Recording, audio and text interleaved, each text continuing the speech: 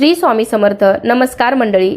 यंदा म्हणजे 2026 मध्ये होळी नेमकी कधी पेटवावी? होळी हा रंगांचा आणि उत्साहाचा सण जवळ येत आहे. होळी हा सण महाराष्ट्रात मोठ्या उत्साहात साजरा केला जातो. होळीच्या आदल्या दिवशी होलिका दहन केले जाते. मग दुसऱ्या दिवशी रंगपंचमी किंवा धुलीवंदन साजरे केले जाते. या दिवशी रंगांची होळी साजरी केली जाते. होळी दरम्यान प्रदोष काळ आणि चंद्रग्रहण असल्याने हा सण नेमका कधी साजरा करायचा या संदर्भात संभ्रम निर्माण झाला आहे.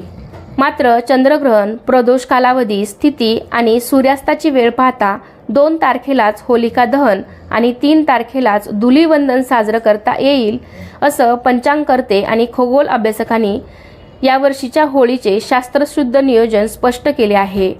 यावर्षी सोमवार दिनांक 2 मार्च रोजी होलिका दहन केले जाणार असून मंगळवार 3 मार्च रोजी धुलीवंदन साजरे होईल. 2 मार्चलाच होलिका दहन का करावं?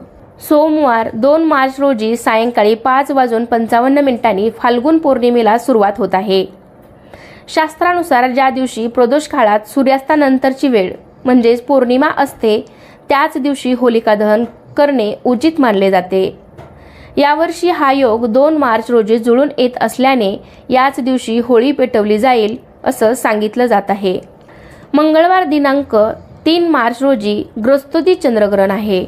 धर्मसिंधू या ग्रंथातील नियमानुसार जर दुसऱ्या दिवशी ग्रहण असेल तर त्यापूर्वीच्या दिवशीच होलिका दहन करणे श्रेयस्कर असते. म्हणूनच ग्रहणाचे नियम आणि पौर्णिमेची व्याप्ती लक्षात घेता सोमवारीच होळी साजरी करण्याचा निर्णय पंचांगकर्त्यांनी दिला आहे. अनेकांना असा प्रश्न पडला आहे की भद्रा काळात होळी पेटवावी का? कारण सोमवारी 2 मार्च रोजी सूर्यास्तानंतर प्रदोष काळात भद्रा काळ असणार आहे. भद्रा काळ असला तरीही त्या काळात होलिका दहन करता येतं असं पंचांगकर्त्यांनी सांगितलं आहे. त्यामुळे भद्रा असली तरी शास्त्राप्रमाणे प्रदोष काळातील पौर्णिमेलाच महत्त्व देऊन होळी सोमवारी 2 मार्च रोजी पेटवता येईल. धुलीवंदन आणि रंगपंचमी होली दहनाच्या दुसऱ्या दिवशी म्हणजेच मंगळवारी 3 मार्च रोजी धुलीवंदन असेल. मात्र या दिवशी चंद्रग्रहण असल्यामुळे ग्रहणाचे वेध आणि पाळण्याचे नियम लक्षात घेऊन नागरिकांनी हा सण साजरा करावा असेही सूचित करण्यात आले आहे. यावर्षी 2 मार्च 2026 रोजी सोमवारी भद्रा असताना प्रदोष काळात होलिका दहन करावे. दुसरे दिवशी 3 मार्च 2026 रोजी ग्रस्तोदी चंद्रग्रहण असून मंगळवारी सूर्योदयापासून वेदकाळ सुरू होत आहेत. वेदकाळात पौर्णिमेचा कुळधर्म, पूजा अर्चा, अभिषेक करता येईल. देवाला नैवेद्य दाखवता येईल.